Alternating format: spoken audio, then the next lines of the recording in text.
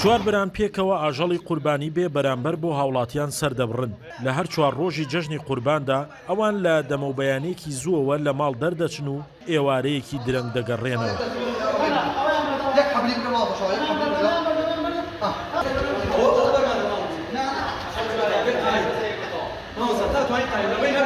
سیروان و بەهێز و سۆران و ئیبراهیم دانیشتووی قەزای کەلارن و هەر کەسێک پەیوەندیان پێوە بکات بەدەم کارەکەوێ دەچن و ئاژەڵی قوربانی بۆ ئامادە دەکەن.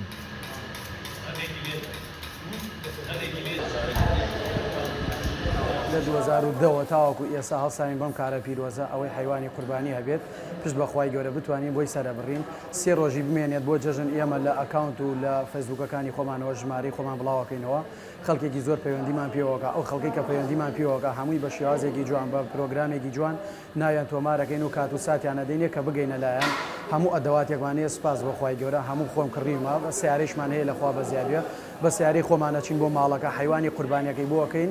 و جوان سەریە بڕین و بەش بەشیەکەین و وای لەکەین ئیتر خۆی دابەشی بکات بەسەر فەقیران بەبێ بەرامبەر بەبێ هیچ شتێک.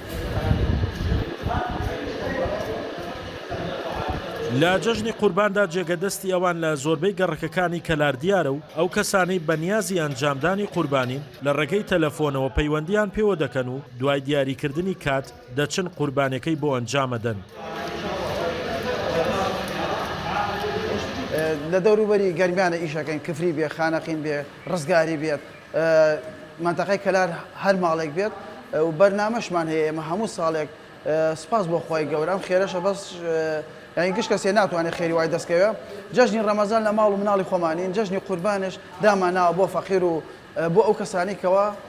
خۆشەکەن خوالیان ڕازی بێت و قبولیکە ئێمەش ئەو خێرایانە بۆ ئەەکەین و فیسەبیلا بۆیان سەرە بڕین. کارەکەی ئەوان بۆ بەدەستێنانی ڕەزامەندی خوایە و ماوەی چەند جەژنێکە شانیان داوەتە ژێرەم کارە.